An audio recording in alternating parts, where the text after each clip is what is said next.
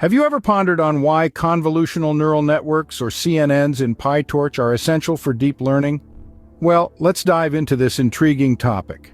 CNNs, as you may know, play a crucial role in image and video processing. They are the backbone of many advanced technologies, from facial recognition systems to self-driving cars. But why Pytorch, you ask?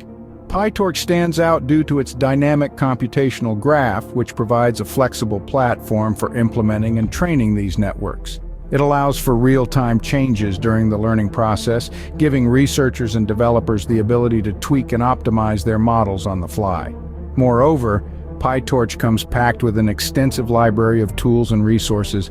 This vast collection eases the development process, helping you create more efficient and effective deep learning models. So, as we can see, CNN in Pytorch plays an integral part in the field of deep learning, providing powerful tools for image and video analysis. Now that we've established the importance of CNN, or convolutional neural networks, in Pytorch, it's time to dive into how it works in a step-by-step process.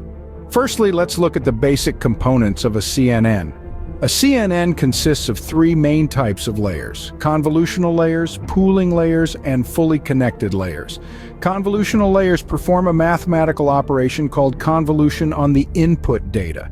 This operation essentially scans the image with a filter or kernel to detect features such as edges and shapes.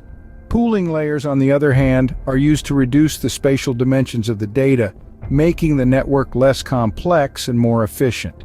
Lastly, the fully connected layers take the output from the previous layers and use it to classify the image into a specific category. Now let's move on to defining a CNN in Pytorch. The first step is to initialize the network. Pytorch provides a class called NN_module that we can inherit from to define our own neural network. Here we'll define the number and types of layers our network will have. For example, NNOConv2DE for convolutional layers, NNOMaxPool2D for pooling layers, and N.linear for fully connected layers. Next, we need to define the forward function. This function describes how data will flow through the network. In Pytorch, we simply use the forward method and pass the input data through the layers in the order we want them to be processed. Once we've defined the structure of our network, it's time to train it. Training a network involves passing input data through the network, calculating the loss or difference between the network's prediction and the actual label, and then adjusting the weights of the network to minimize this loss. Pytorch makes this process easier with its AutoGrad package, which automatically calculates the gradients or derivatives needed to adjust the weights. Finally, we need to select an appropriate loss function and optimization algorithm. The loss function quantifies how well the network is performing, and the optimization algorithm is used to update the weights based on the gradients calculated by the AutoGrad package.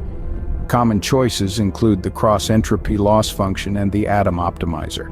So to sum it up, implementing a CNN in Pytorch involves defining the network structure, initializing the network, defining the forward function, training the network, and selecting the right loss function and optimizer.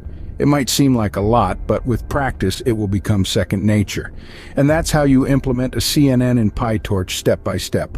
Remember, practice makes perfect. Now let's recap the key points about CNN in Pytorch that we've covered today.